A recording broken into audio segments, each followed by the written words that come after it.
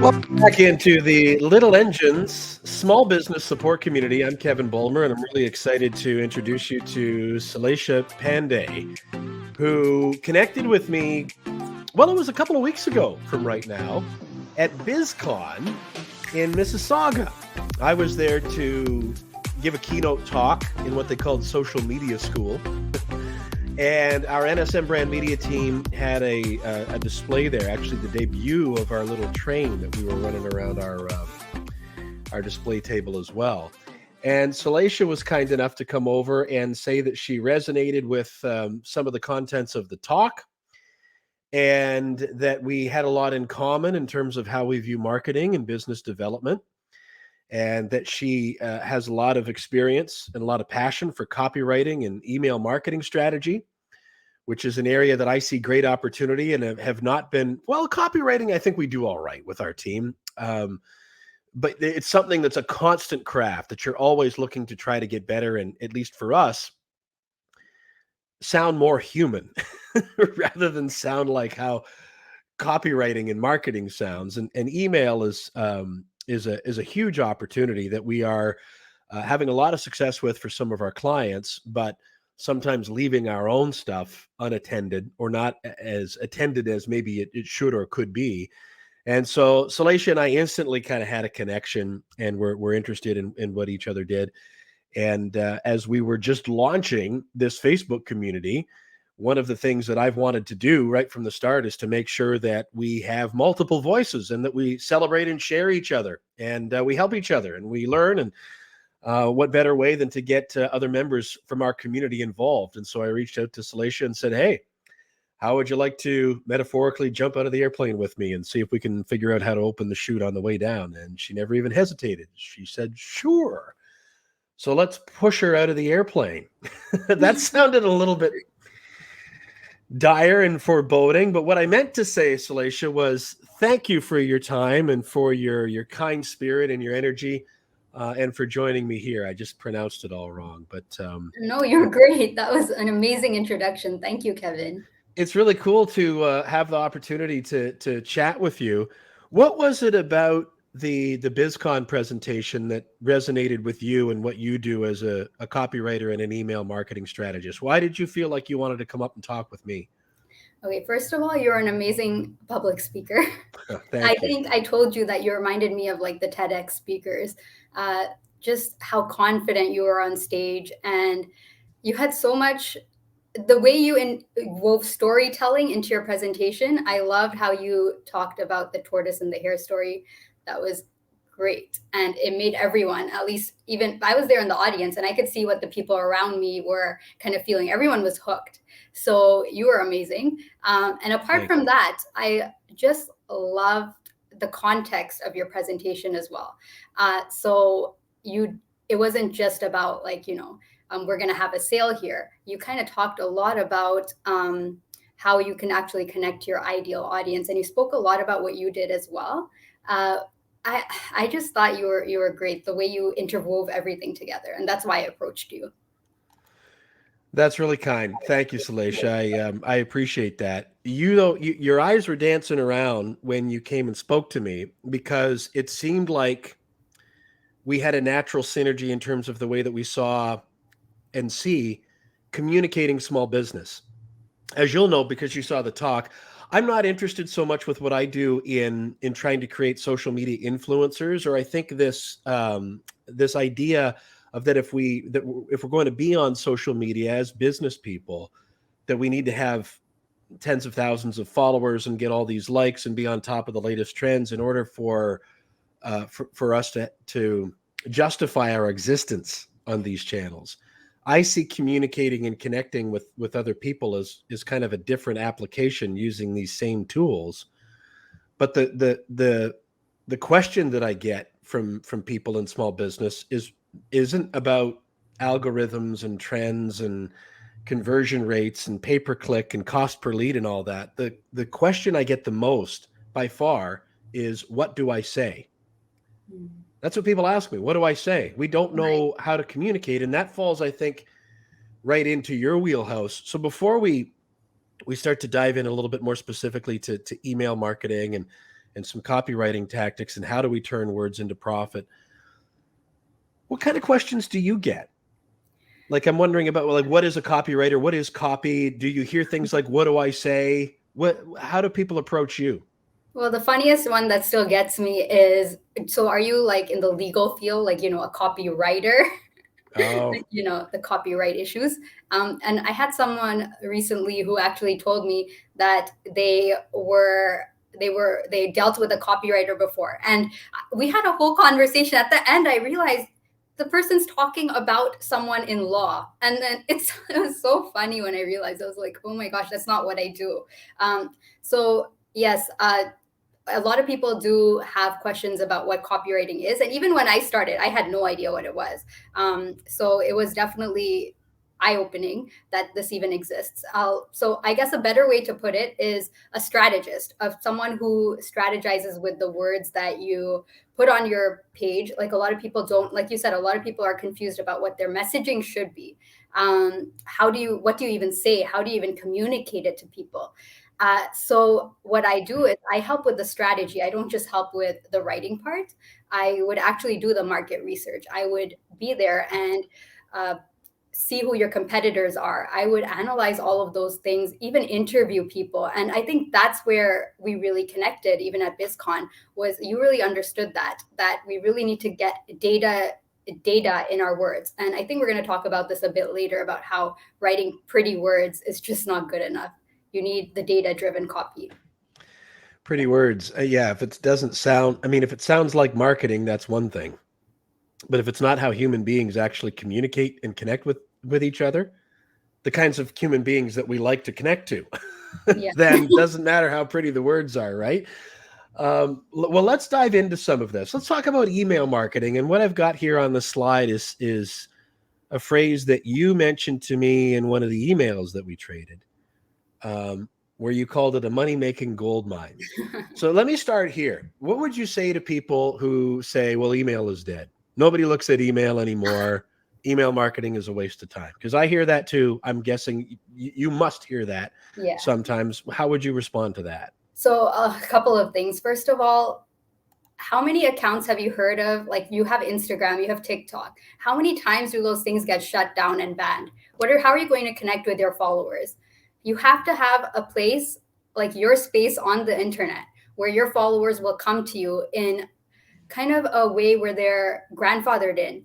So if you need any communication, your Instagram gets shut down one day, you don't lose your 100,000 followers. They're there on your email list, and you can still market to them. You can still talk to them. You can still find them again.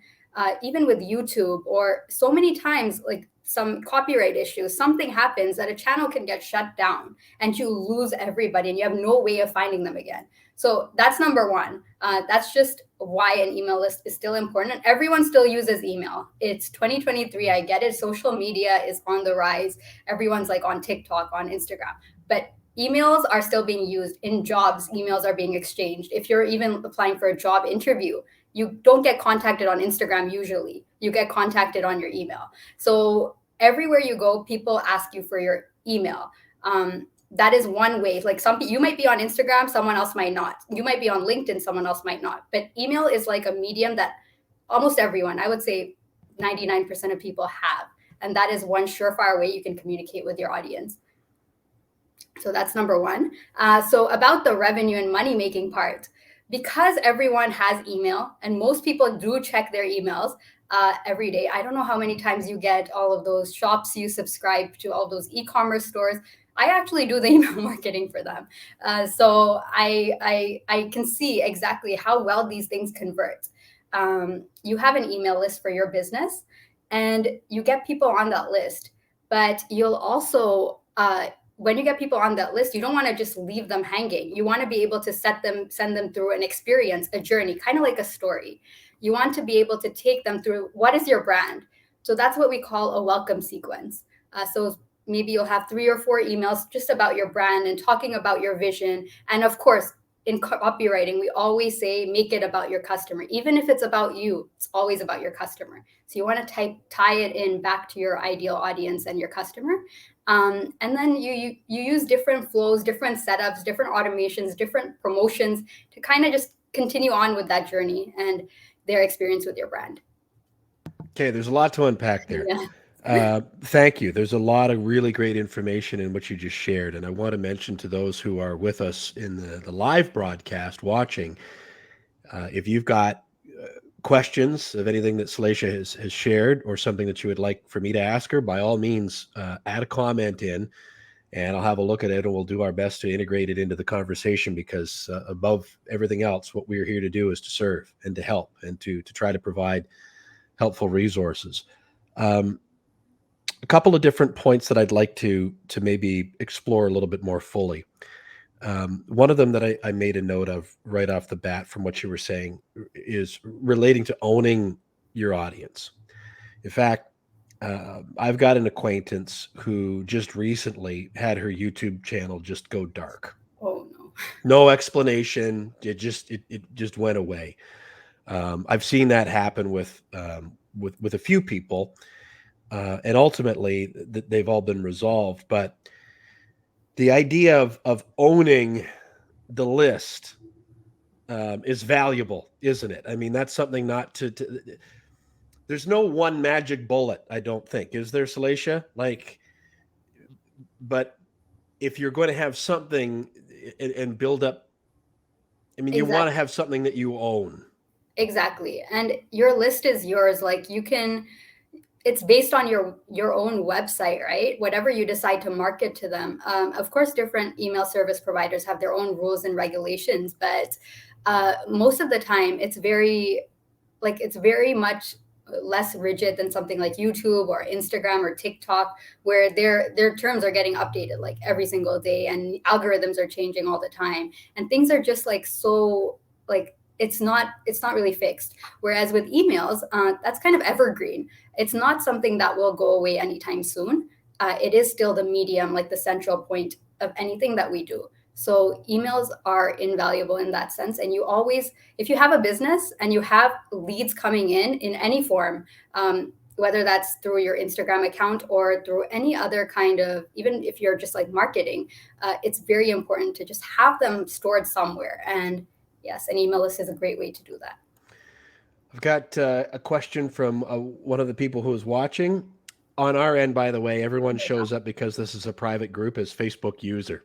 So if I'm sounding impersonal, that's why. And I apologize. Hopefully they'll It's get that okay. sorted out. How many clients does Salacia handle on her own on a daily basis?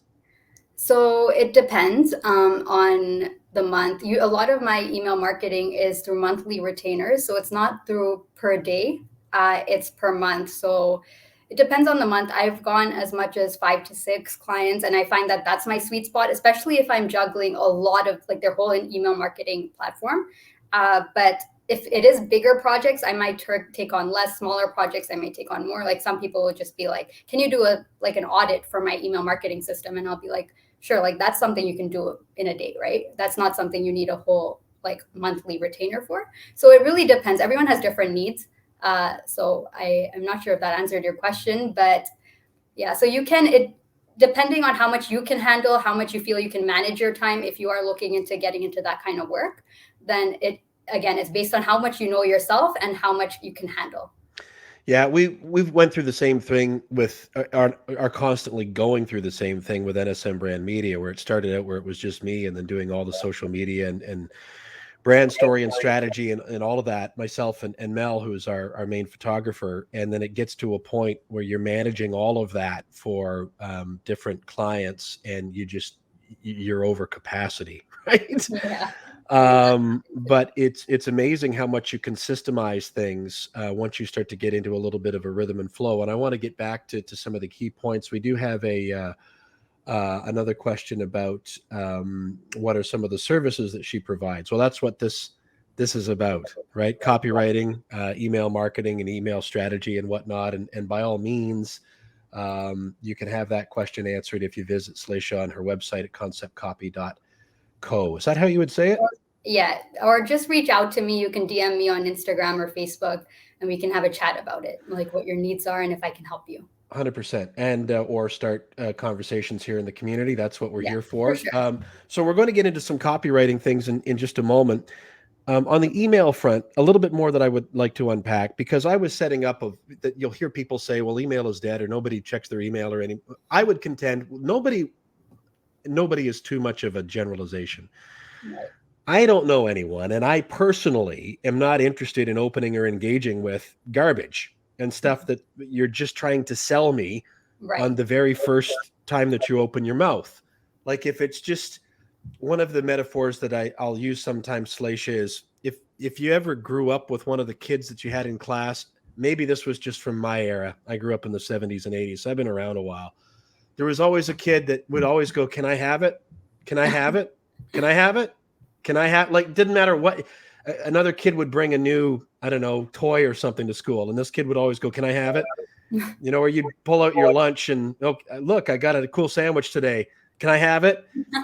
And this is what so many small businesses are doing. It's just they go to a networking event and you're asking for something all the time. You're not building any kind of relationship at all or showing any effort. That I know we all get the what you would call the cold emails of these companies that use bots probably to what they call scrape LinkedIn and grab your email from it. And that's how you get these emails. It's one of the ways that you can get these emails from people that you've never heard of before, but they're saying, "Hi, Kevin," or "Hi, Slaisha." And you're like, I don't know why anybody would engage with someone like that. Yeah. But the kind of email that I might engage with would be something like what, in your experience? So that's a great question. I always, even on my website, I wrote, because sales don't have to be sleazy. You can sell without being sleazy, right? And the way I found it the best do that, because everyone at the end of the day still wants to sell their product. But I believe that if you can form a relationship with your client, you don't have to sell your product. Your relationship will automatically do the selling for you. So one of the best ways, I always say lead with value. Give all of your information. I don't believe in holding back. I know a lot of people might advise against it. They might say, oh, only share like 20%. But really, honestly, I feel like this information is out there. If you're really interested, you can go and find it. So I always believe give all of your value. You can educate people. But the thing is, a lot of people will form that relationship with you and they'll still want you to do it anyways. At least that's what it's been in my experience. And educational emails are hot. Like those are amazing. If you have, let's say you have a hair care brand, maybe you can send out emails about itchy scalp issues. So stuff like that, those will get people engaged in your emails. And those will really help drive up people opening your emails and people reading your emails, because then the next step will be conversion. You don't just go straight to conversion. You first go through like, let's get them to open our emails. Let's get them to actively read our emails. Let's then get them to maybe click on our links. And then you work on the sale. You don't do it on your first try. And with the cold emailing thing, I have also cold emailed before, and a lot of people do in the industry. And there's always, I don't believe in just copying and pasting and sending things to people. What I would do if I really felt like I could help someone, is I would offer value in that cold email that's personalized to them. So let's say I'm pitching you, Kevin. I would go on your website. I would actually do an audit of your website. And I would write in that email, I would be like, hey, Kevin, I love what you're doing. And I was just going through your website, and here's an opportunity I thought that maybe you might have overlooked, but I thought it might help transform your business in some way. Maybe like keep the power words a little more like neutral and keep it at like a friendly conversational level. And I don't ask for the sale in the first email. I would just send them that value and be like, I'm here if you want to chat. And that's it. One of the things I always encourage people to do is to just treat things like you're building a relationship, or in the case of using social media, think of it like it being a sales rep. I don't know if you're a small business owner, so you're constantly in sales, whether you want to be or not. Yeah. Those of us who have been in sales, and if we're any good at it, we would know that the bulk of it is relationship building. It's a very small percentage of the actual conversation is, can I have it? Like asking for the sale. It's getting to know each other. It's finding out what your challenges are, your strengths, your weaknesses, whether you've got kids, are they involved in hockey? Are they involved in dance? Where do you go for like you get to know each other. Yeah. And when you have discovered when there's a fit, asking for the sale is just as natural as inviting the next sentence, because you know that there's a fit there. But we behave, I'm editorializing here, you may disagree and feel free to. I think we're on the same wavelength though here, Salacia, is that you wouldn't meet somebody and then propose marriage to them the first time you open your mouth. Absolutely I not. mean, maybe some people would, and I think that that's got the creep meter pegged. And if you say yes to that, then good luck with your life decisions. But we do that in business and think it's okay, and it boggles me. But still, I mean, I know that there's a lot to unpack here. That we're still high level with everything we're saying. There's a question that we've got from Chris here that I think is a really great one. Before we move on to some copywriting stuff. Thanks for throwing your name in here too, Chris, so that we know this is how it shows up now. You can see Facebook user, because I don't have the stream in the Facebook group in front of me. I'll see who everybody's questions are afterwards. CRM, I'll maybe let you handle for anybody that doesn't know what that acronym stands for, Salacia. Yeah, Chris's question, curious if you use a CRM for sending mails. If you do use a CRM, would you be able to share which one? I can answer that for NSM Brand Media. What about for you, Salacia? Personally, for my website, I use MailerLite. If you want, I have a coupon. I don't know actually what you might get. I have a referral code. Maybe you can get something out of it if you want. But I use MailerLite for my business. I've used different email marketing platforms for other businesses. I know a lot of people use Flowdesk for like prettier emails. I personally prefer MailerLite over that because it lets you do more robust automations. It lets you do a little more. So that's for like the freer, cheaper option. There's also things like ActiveCampaign and ConvertKit. If you have a little more money to shell out, as your list grows, the cost will grow too.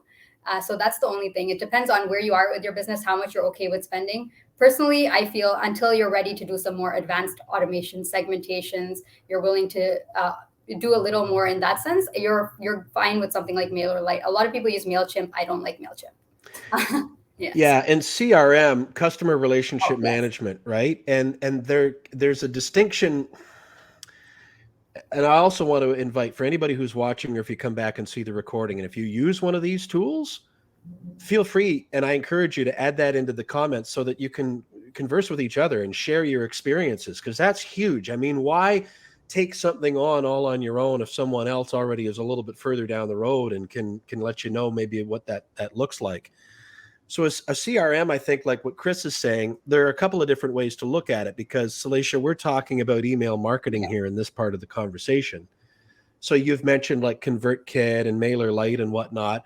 And then this is just for email marketing. Yeah, they're a dime a dozen, like MailChimp, Constant Contact. I used Aweber for a while. We currently, for NSM Brand Media, use MailPoet because it integrates directly with our website. That's email marketing. And a lot of email marketing platforms, they started as email platforms, and now they're integrating more and more automations to tie in with sales. Then you have a whole other world of things that are started as CRMs, like Salesforce, for instance, or we've just implemented Streak, which goes right into Gmail. But that's more of a contact and a lead management system than it is something that you can automate as like an all-in-one solution. And I've found that the more capabilities something has, the more intimidating it is to me. And then it's kind of like our smartphones, where I can send Salacia a text and call her and maybe like her stuff on Facebook, but probably 95% of the stuff that it can do, I have no idea about. And a lot of CRMs are like that too, aren't they? Yeah. So the CRM, if you're asking specifically about client relationship management, the one that I've used is Dubsado. But that's good for my needs because I only have to handle a couple of clients. If you have like a bigger business where you're getting a lot more leads, like hundreds and hundreds of leads, then you might want to check out different things like Zoho, or I know that there are a couple of different options out there. But for what I need, something like Dubsado, I know people use something called Honeybook. So things like that are really simple. I like Dubsado because it lets me do invoicing, proposals, and it lets me do contracts all in one platform, which is the main three things that I need. So yeah, and communications, I normally either do through Slack or through email. So yeah, so that's just my setup. It's very basic because I am a very, very small business. I work with just a few people at a time. So I don't need something as robust. But I'm sure like some of my clients have used some bigger things like Salesforce, like Zoho. So stuff like that. There are bigger options out there too. I remember when I was working with the radio stations that are now owned by Bell Media here in London, Ontario, BX93. It's called something different now, Virgin Radio and CJBK. And I had been part of another group, and we used Salesforce. And this is more than 10 years ago, more than 13 years ago. And when I got to the radio stations, and I was used to using Salesforce more as a contact management system, but while we're talking about CRMs, and then when I got to the radio stations with this big media company, they were still using file folders and like manila file folders and writing notes, and I was horrified. I'm like, what in the world are you serious? And I ended up registering my own Salesforce account. It was just a single registration. I think I paid something like $100 a year for it. Oh, it's pretty good. Just to yeah, right. And I used that to keep track of what I was doing while I was a rep at these radio stations. And then I ended up getting rid of it because I didn't want to pay for it. I should have kept it because I was grandfathered on such a ridiculously low rate that it ended up being, I would have to pay like per month what I was paying for a year if I wanted something similar Right. for it. But the CRM, that's something else that can be its own whole discussion. And I want to bring us back on track here about copywriting and email marketing, but I'm also seeing how much room there is for future trainings here in the community. Yeah, Salacia, this is a whole right? You could pick any one of those: Streak, Salesforce, MailChimp, MailPoet, Constant Contact, ConvertKit, any of the ones we've mentioned, Slack, on and on and on. Yeah. And just do something like that. But to wrap up the email part of it again, it still comes back down to, I think, well, what do you say? You know, that you can hear that, well, we here are the reasons why we might want to have it, or whatever else. But I want to move into the copywriting part of it. And I think that what we'll do is we'll create some future coaching sessions and training to even give people a couple of or three or however many real quick ideas of, try this. Here's even sort of a template, and then you can write your own story, or you can share this and try it to help people get we used to say, get the rubber to the road. But now we're into talking about copywriting, writing, like what it should say. When you say words that sound good are not enough, and you already touched on this a little bit at the beginning of the call, but for anybody who's just joining us, let's circle back to that. What do you mean by that as it relates to copywriting and like what we're saying? Yeah, so that's an amazing question, because usually I find that people, like, what sounds good to me may not sound good to you. A lot of people have different views on what sounds good, what kind of words they would use, what kind of words they wouldn't use. Just like nowadays, a lot of people have their signature emojis. It might not be the same for everybody. So the reason why words that sound good aren't enough is because when you're doing business and you're marketing to your audience, you need to know who your audience is. How do they speak?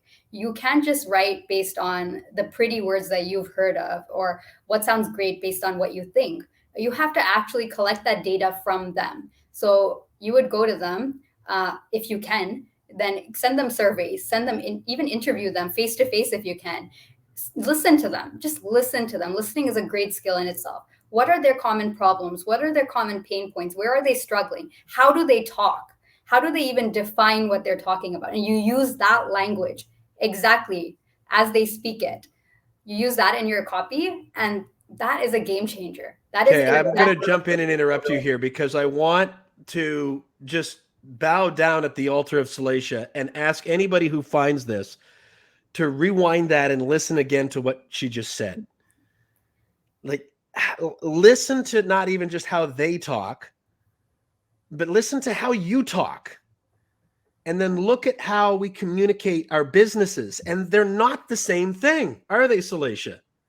Definitely. This sounds really easy, but it's tricky. It takes practice, doesn't it? Yeah, you have to get out of your own head to do that, first of all.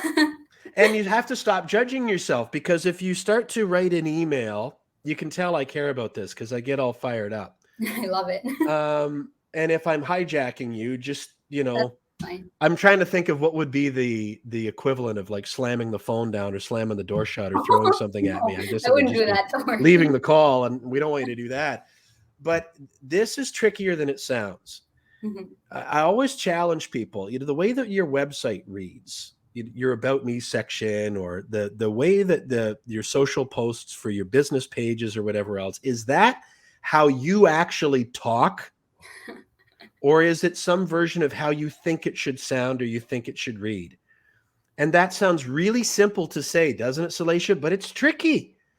It's Yeah. tricky both because you're trying to hone in on a voice of listen to, like, we're slinging around words of the leads and conversion and copy and email marketing and CRM. People don't talk like that. No, they don't. They're in the world of marketing and whatnot. We need to know all that, but I refer to that as industry jargon. It's whatever you talked about, customers' pain points. You need to pay attention to what kind of questions they're asking you, and how do you talk about, like, if you were explaining to your grandmother about what you do during the course of the day. How does that sound? Are we on the same wavelength here and talking about the same thing in the same way? 100%, yes. You need to. So your grandmother could be your ideal audience, and that would be a great person to think about. How would you talk to your grandmother if she's your ideal audience? If your ideal audience is like mothers, you would want to think about, like, let's say your ideal audience is like stressed out parents or stressed out mothers. You would want to know, like, what's going on in their mind. What are they struggling with deeply? Where are their thoughts? What do they really wish they had? And how do they talk? um, if you interview like a few of them, you'll see patterns.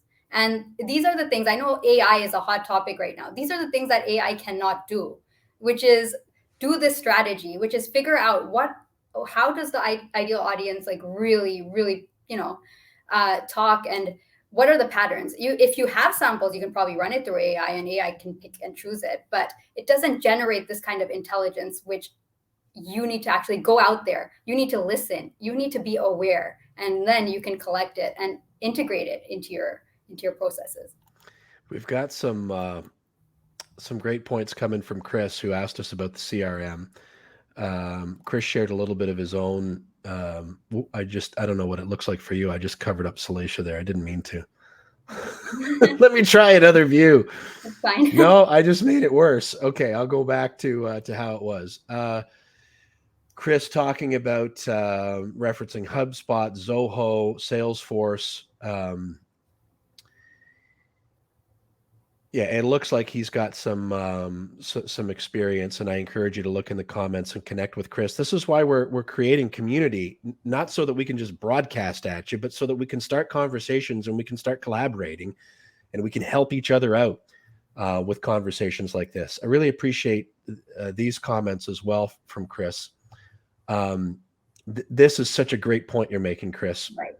If you talk one way in an email, one way in a conversation, and another way in a social media, and yet another on the website, how can you build trust and transparency? Well, what people think they need to do is to go, well, we're a name you can trust. We're a trusted name since 1974, and we offer the best in price, quality, and service, so don't miss out. Those are words that sound pretty, and they sound like marketing, right? They're nonsense. Right. It's absolute nonsense. It makes me fired up, but we don't know what else to say. Hurry, rush, act now. Like, okay, so that's what you appreciate from the humans in your life, is when they nag you and they shame you and they rush you? No. You Yes. listen to people where there is there's a I agree. we're talking about words, and I can't find them. No, I totally get it, and that's why I believe that having a copywriter who has actually studied this and has practiced doing this is so beneficial, and it's such a great help to any business. Because as business owners, even when I do like work on my own website, I get too caught up in it, and I'm just like, you get caught up in your own words, your own voice, and then you forget about, wait, who's my customer? Who am I targeting? How do they sound? And So there are a lot of people who say stuff like B2B businesses, for example, they'll be like, yeah, so B2B businesses are very like strict and they're very professional sounding. But I don't think that's true based on my research, because at the end of the day, you're not marketing to businesses. You're marketing to a human, even within a B2B business. A human has emotions. A human Thank you. thinks a Like, certain way. well, B2B, Or sorry, that means business to business. thank you. But, and I, so, again, you've probably got sales reps. Right. Who is your sales rep? A robot? You have C3PO talking to R2D2? It's probably a person talking to another person, isn't it? Yeah. So it might be business to business, but when it comes down to it, are there not two human beings? Maybe representative of groups of other people, but at the end of the day, to use an old phrase, it's two people coming to an agreement. Exactly. Isn't it? Exactly. And that's why relationships are important. It's like, oh, it's business to business. And Yeah, they'll it's not a business, it's a person. Well, you know, I'll hear the phrase, I'm diverting us here, you know, it's just business. It's not personal, it's just business. So that I'm just gonna say it's just business, and it gives me an out to just treat you like a jerk. No, it's just business. Yeah. Not anyway. That's how you never do business again with that person. And I'm passionate about small to mid-sized business and nonprofit organizations and people and relationships, because I've been a part of the corporate world, and I've seen that that's just not an environment that's right for me. It might be right for other people, but I think it still really comes down to relationships. We've got Ileana, am I saying your name correctly? We met. I was going to say I remember what you're wearing, but that sounds really creepy, right? It's because she was wearing a dress that's a favorite color of my sweetheart Caroline. She had a lot of purple on, and we've posted a couple of photos. I should stop because I'm just sounding even more creepy. No, yes, Ileana. In fact, I posted that a little earlier. This is Salicia's Instagram handle, and here is her website. And I will put those back up on the screen here in another few moments before we wrap up. Now this is where, remember when I said earlier, Salicia, that I asked you to like jump out of the airplane with me and see if we can figure out how to open the chute on the way down? This is what happens. Our train was on the track for a little while, but then we got Kevin fired up, and now we've just jumped the track. No problem. If we ever had control, I think we've lost it.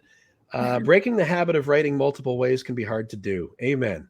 I'm not saying it's easy. That's why people like Salicia have good businesses. It's especially hard when you're used to writing one way in a business format, then in a personal format, and then in a generic format that become blended without always meaning to. It's a really fair point, isn't it, Salicia? It's trickier than it sounds like it should be, and I think that's one of the reasons why it can be so valuable to have somebody like yourself or somebody like us at NSM Brand Media, that we're close enough to you. We're part of the day-to-day of your business and personality, that we know you well enough to really help you understand what your unique voice is. But we're separated enough to be able to call you on when you're getting sucked too far into your own world and using the language that isn't how people talk. But it's a delicate balance, isn't it? Exactly. And I've heard of so many copywriters who've hired other copywriters to actually do their work for them. So it is hard when it's your own business and you're confused about like all the different languages and all the different angles. This is why I suggest, if you can, always interview your ideal audience. Listen to them, record the calls if you must, transcribe the calls, have them transcripted. Then when you read through the transcriptions, you can pull out the common words that they keep on repeating, the common things that they keep on saying. What is the thing they keep on coming back to? You use that in your messaging, and you use that kind of tone in your language. That's how you find your tone for your business. You have to really get that data from your audience. It's different for everyone and every business.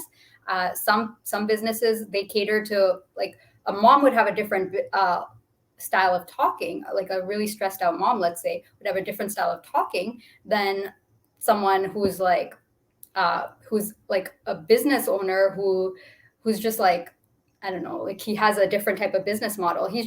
Everyone has their own ideal way of talking or their own style of talking. And you have to figure that out. If you can get that voice though, the conversion rates, which is what people actually click and how they feel connected. You go on a website. I don't know if any of you have had this experience. I'm sure a lot of you must have, where you go on a website, you feel like they got the words right out of your mind and your heart. That is what I'm talking about. If you can pull that and out of your ideal customer's heart, not by guessing, but by actually talking to them, then you'll be able to connect. And that's why research is invaluable in copywriting. It's not just writing pretty words. This is what I mean. It's research, it's data. So we're getting into some of this here, some of the ideas, integrating how can we take these two techniques and have them work for us. I think there are a lot of future trainings and discussions to have on this topic, are there not, Salacia? Yeah, we barely scraped the surface. Yeah, well, and this is what makes it so challenging, especially in small business. I think we both feel passionate about this because we understand what it's like when you've got to wear so many hats. Yes. And life is just challenging enough. You know, we forget that most of us, whether we're in business or not, are just trying to hold ourselves together from one day to the next. And if we have families to take care of and all of the obligations to just do life, so that when we have a specialty in whatever area of business, it's our responsibility to know that intimately because we live it, we eat it, we breathe it, we sleep it.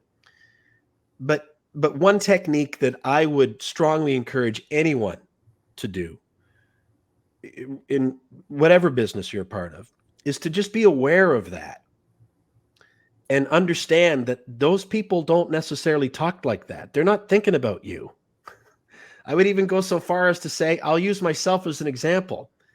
I'm trying to put information out there maybe and connect with the people I feel like I'm uniquely equipped to serve. They don't care about me. Yeah. Nor should they. Yeah. They care about picking their kids up at school and the bills that they've got, due the next day, and the family event they've got on the weekend, and the grocery list that they've got to fulfill, or whatever it is. Yeah. And we have so much anxiety over what we say and what we show to other people that we call marketing, and in the social media age, because we're worried about what other people think. Yeah. But they're not. Yes. They're thinking about themselves. But what I know for sure, because of the experience we have across multiple industries and the work that we do for other businesses to help them with their social media, is that when we just show other people who those businesses are, like who the people are, what their personalities are, what their values are, what they're interested in, what they're not interested in, and mix that up with the day-to-day stuff that you have to do because of whatever industry you're in, they act like we're performing some sort of magic trick. They're like, okay, well, I've got this nice, pretty graphic with these 3 takeaways and my top tips or the market stats, or my graphic is prettier than the competitors or whatever else. And you show a picture of me smiling and it gets more reach and engagement than anything else I've done. Yes. What sort of voodoo magic is this? I'm just like, it's because the stuff that you're doing looks like everything else that everyone else is doing. Yeah. And I don't care. Yeah. I'm not saying you shouldn't care. You have to care. But if you want to reach me, you got to give me a reason to care. And what I care about as a human being are other human beings, especially those who share the same interests, and the same values. Yes. That's why for I think I shared the example in the talk that you saw, Salacia, of a real estate group that we work with. And we do all of the stuff for them, just listed, sold, open house, market stats. You've got to do that. It's part of the industry. But the video that went for like 30,000 views that we did for them was, what's your favorite flavor of ice cream? Why? Because it's relatable. Exactly. So now somebody's going to go away from this training and go, Kevin and Salacia, I don't mean to drag you into this, say, oh, I should write about ice cream. No, but why don't car dealerships ever show their salespeople or their receptionist? Who am I going to see when I go into the dealership? Yeah. And I'll tell everyone like a really actionable way to implement this. Something similar is, because you're right. if you talk to someone, let's say I'm talking to you and we're meeting for the first time, not you, you're a nice person, but let's say I'm talking to someone else. If you catch me on the And right day, sure. let's say I'm talking to someone and I'm just talking about copywriting. They'll be like, what's that? Right? Unless I know how to connect it to what they're doing, they won't be interested.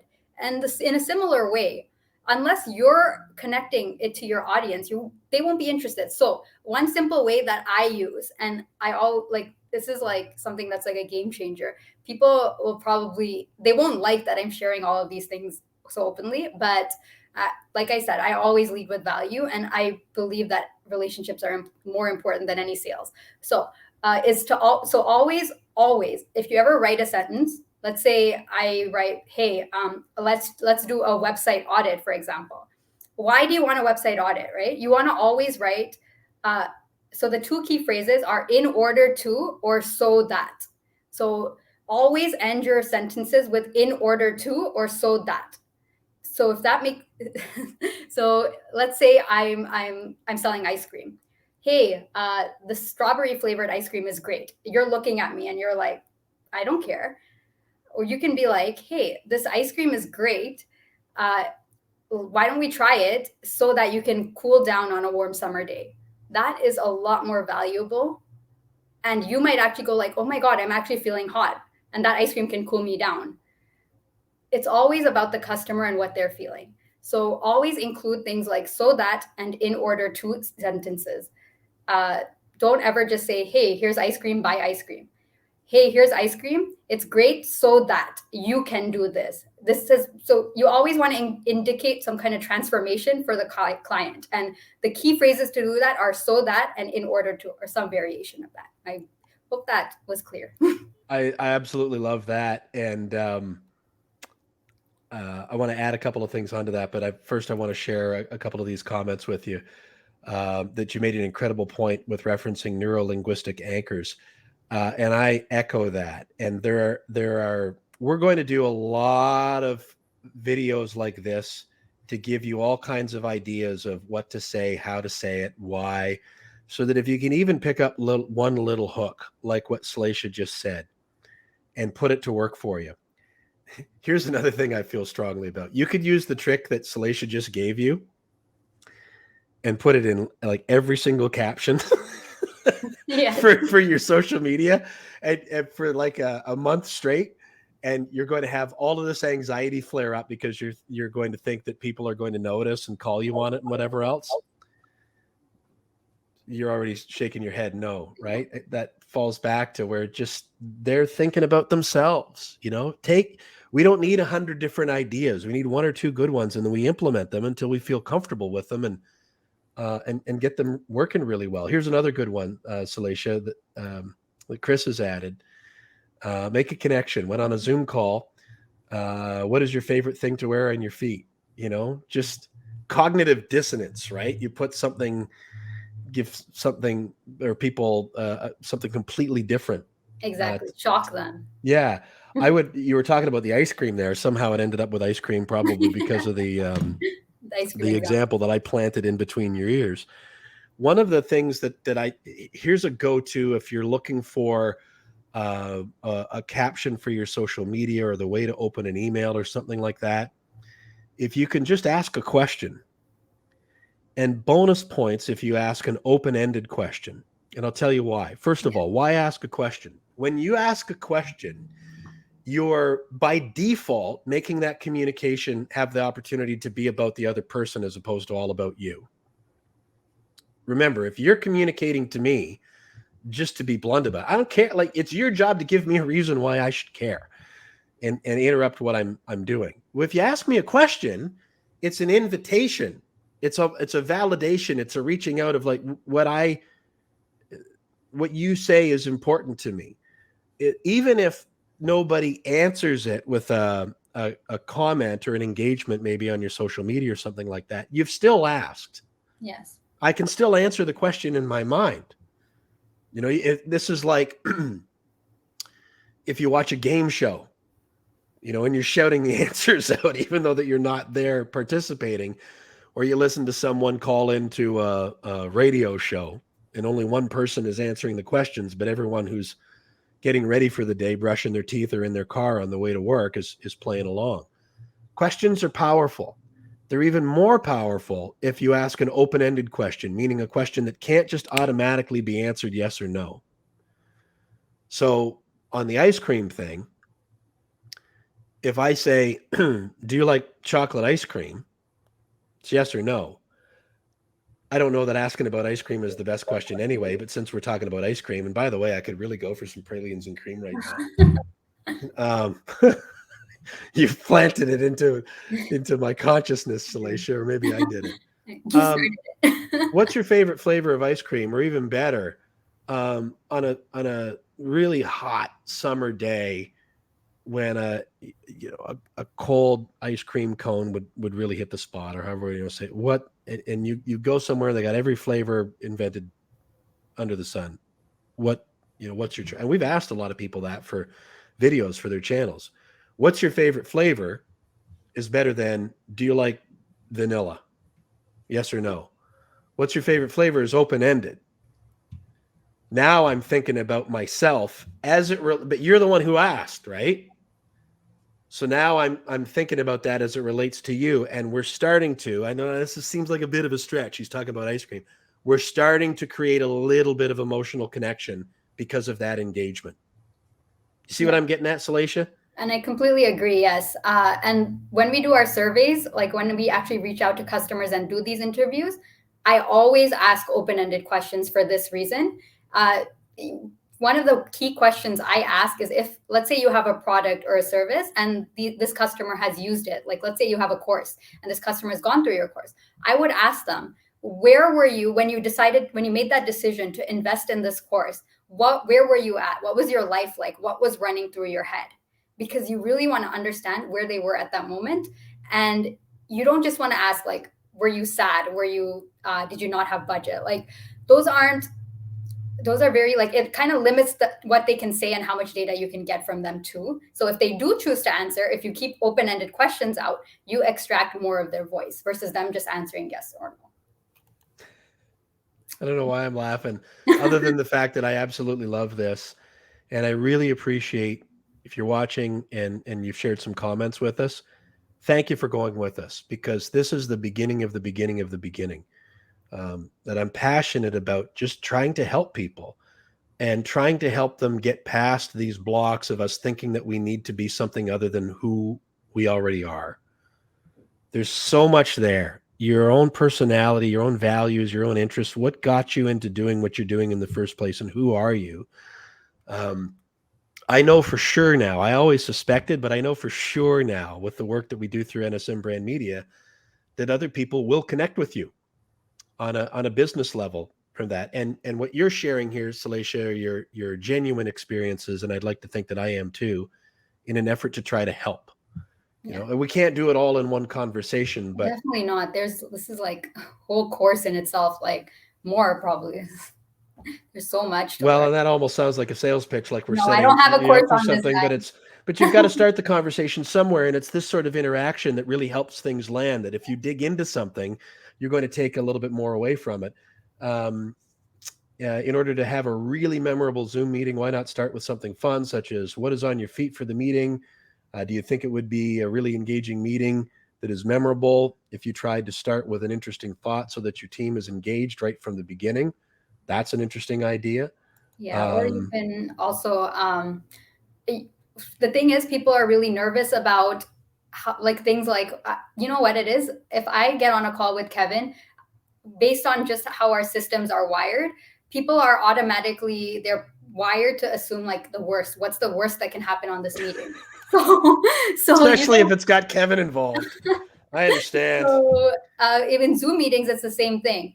People are going to be wired to assume like what happens. Let's say like what happens if this meeting goes overtime? Oh my God, I don't want to be on this meeting. Like all of these thoughts will be in your head. So the best way to do it is something called framing. Framing is another technique that I encourage in even copywriting and even just in conversations. Hey guys, this meeting will take about 30 minutes. Just be open. You're not going to be judged. Like if you just like say those things straight up in the beginning of the call, people will relax a little more. And yeah, you can throw those icebreakers in, like, hey, what's everyone wearing on your feet? That's a great one. But if you just started off by showing like, hey, I'm not a threat, it's okay, you can be vulnerable, I won't, like, this is a completely confidential meeting.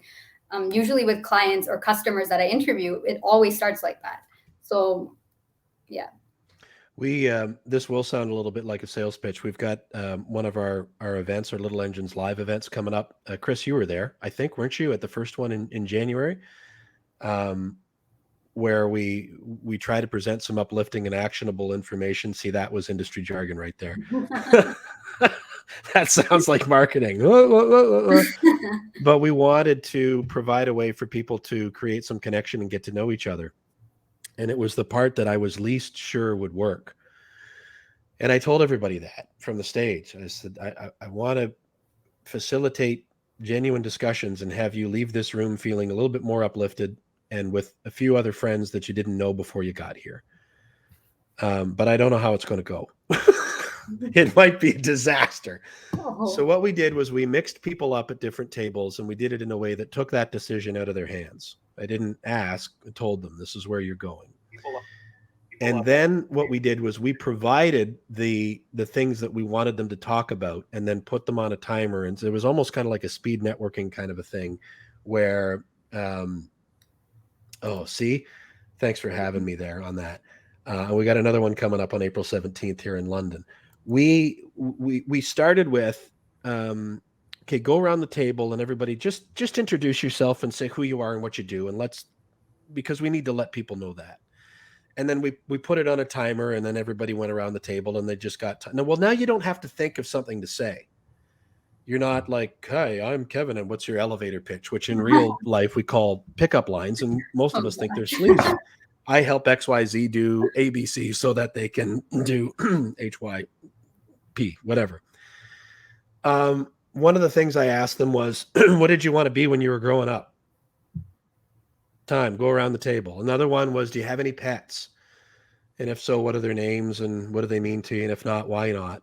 To just take the subject matter out of their hands. And I also knew that there was one guy that I know well, Gord, who has this gigantic dog, this huge black dog named Zeus. Yeah. He posts pictures on his personal social media about Zeus all the time. And I knew that would come out. That's why I asked the pets one. People who have pets love to talk about their pets. They just do. And I thought, well, you might not necessarily remember the name of Gord's business, but the next time you see him, you'll go, well, that's the guy with the big black dog.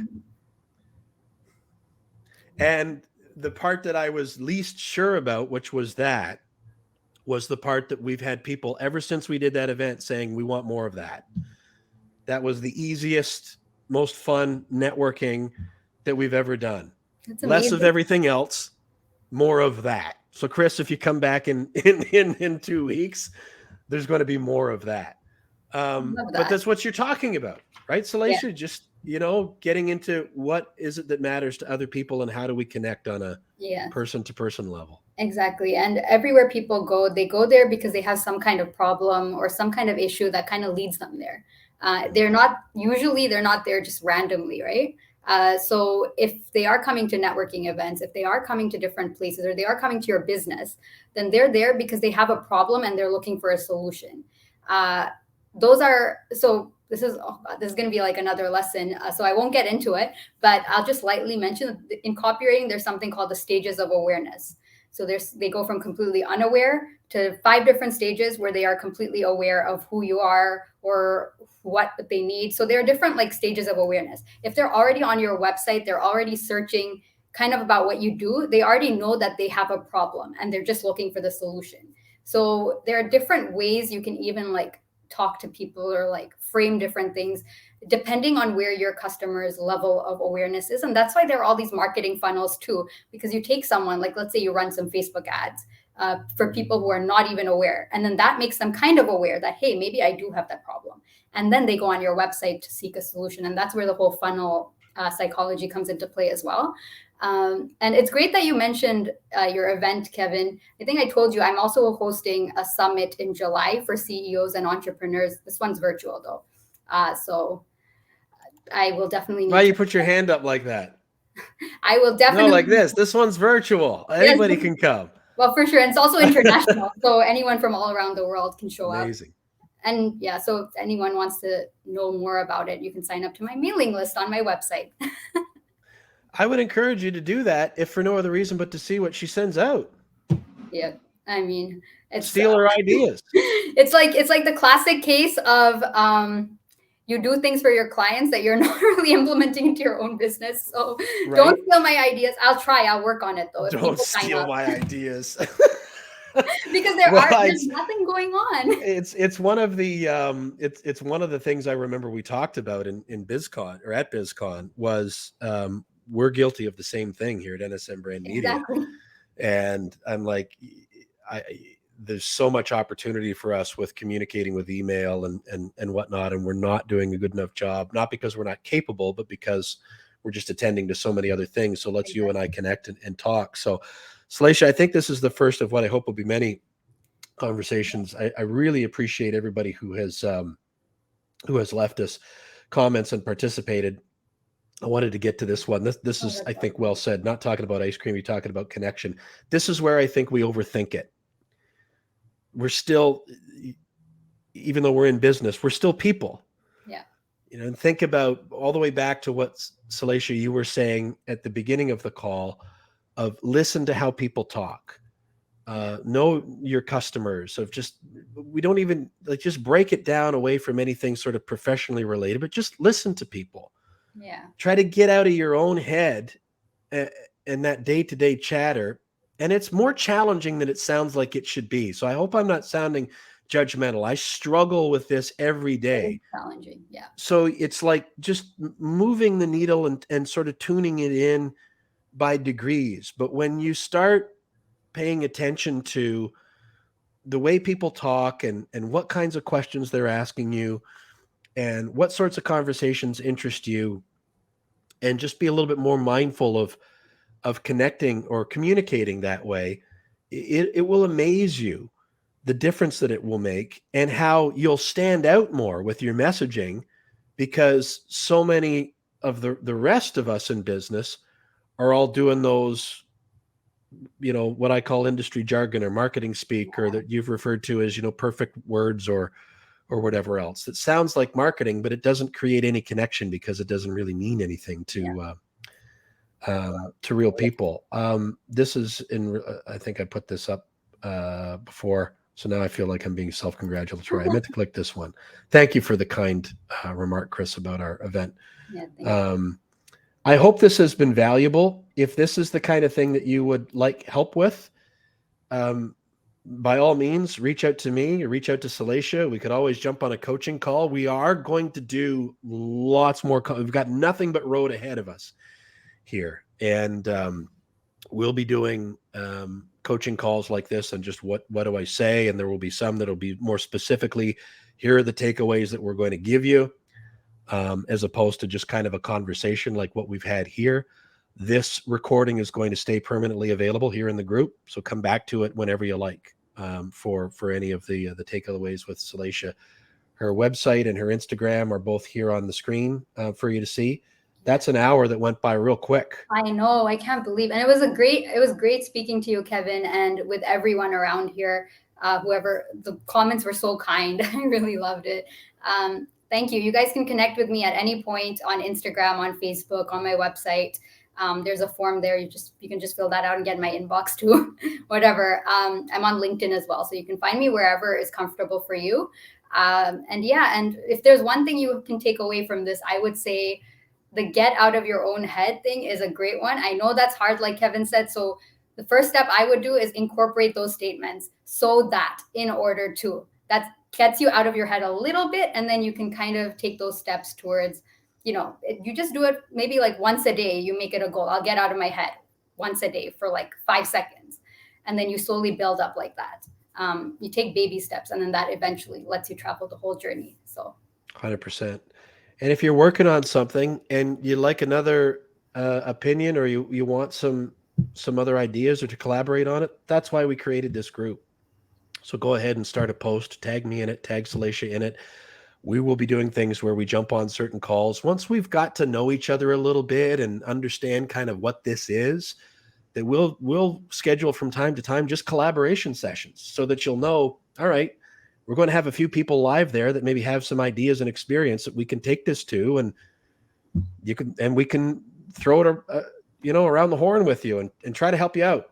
That's why we're doing this kind of a community and why we created the event series, so that we can help.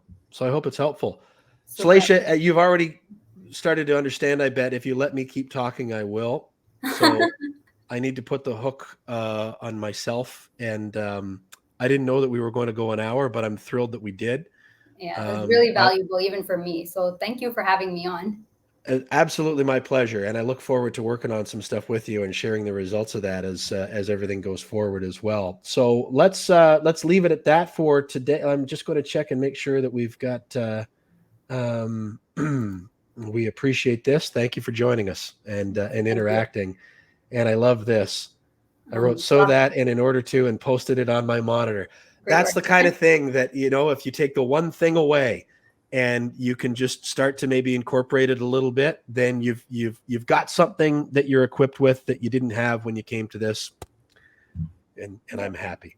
Salacia, thank you so much. I look forward to many more conversations with you. And thank you everyone for watching and for being part of our community. We'll see you again soon.